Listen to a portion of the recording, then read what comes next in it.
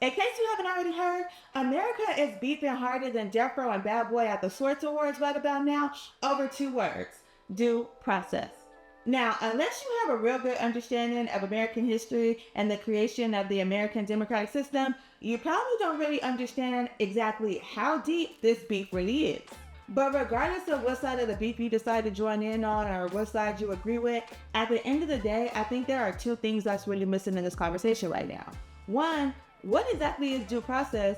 And two, why is due process at the center of an East Coast, West Coast style beef between the executive and the judicial branches of the government right about now? I'm Legally Hype, and this is TSR Newz. So now, peep game, okay? President Donald Trump is the chief executive power in America and therefore the head of foreign government affairs. And his number one campaign promise was mass deportations. In fact, he said that we were going to see deportations like we've never seen before.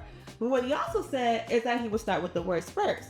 However, what he didn't make any promises about is the worst being the last or being alone when they ended up getting deported.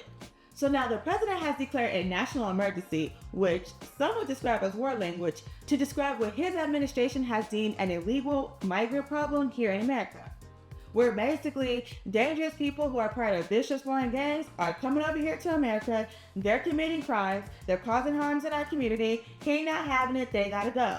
And so as such, the president has declared that the use of a wartime act, which is the Alien Enemies Act, is the proper method to use to even solve this problem.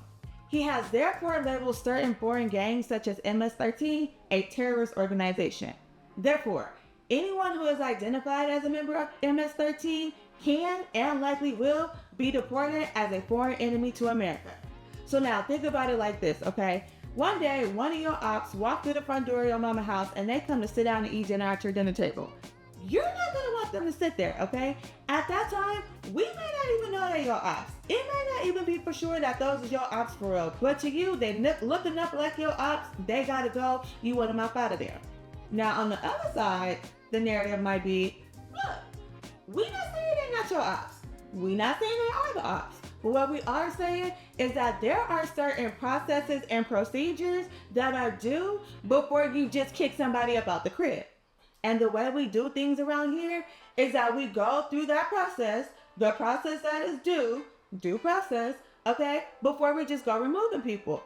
Because one, what you don't want is for you to be the one in violation and then to turn around and they come bite you in your butt later on, okay? And then two, because if I just let you do that to them like that and not follow the rules and regulations the way you're supposed to, then at the end of the day, there is nothing stopping you from doing the same to me at any point that you feel is appropriate. So now keep that in mind while I explain due process. There's only one command that is in the Constitution twice, okay? That is the people's right to due process.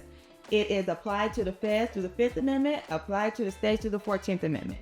Now, not only is it phrased in the Constitution twice, but there are also two different types of due process. For the purpose of this video, we are only going to talk about procedural due process.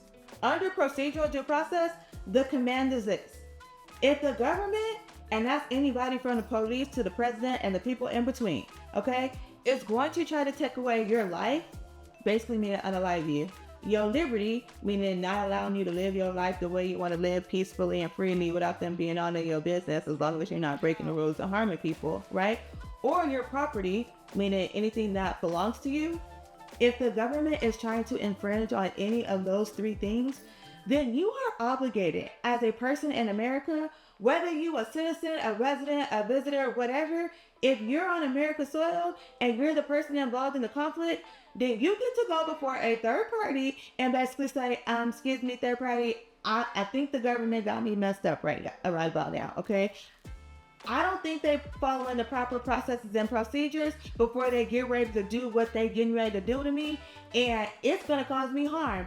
And if you step in and you help us get to the bottom of it, then it works out. I don't have to get harmed. In other words, you get your day in court. And on that day, you get to say, look, okay, I'm not arguing with the government about whether or not I'm their ops. That's not the issue right about now, okay? What I'm saying is that they didn't do what they were supposed to do. They didn't go through the proper steps and procedures when they kicked me out. All they did was pick me up out of my seat, kick me out the house. They didn't let me grab my coat, my car keys, my purse, nothing. Then they had the nerve to drop me off somewhere that, if I'm being honest with you, I don't think I belong here. I know I ain't supposed to be here, okay? On top of that, can't nobody find me, and now I'm just stuck. So now, let's just say, for the sake of believing him, for once, when he first says something, instead of just always thinking this man is playing, let's just say that we take the president at his word that homegrowns are next, right? And I do understand that we are the type of society that be like, it can never be me until it's us.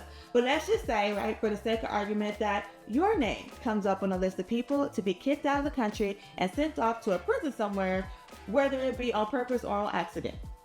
Would you rather, A, the government just put you on that plane and go, and maybe we can help you later, maybe we can't, it don't matter, we could cross that bridge if and when we get there?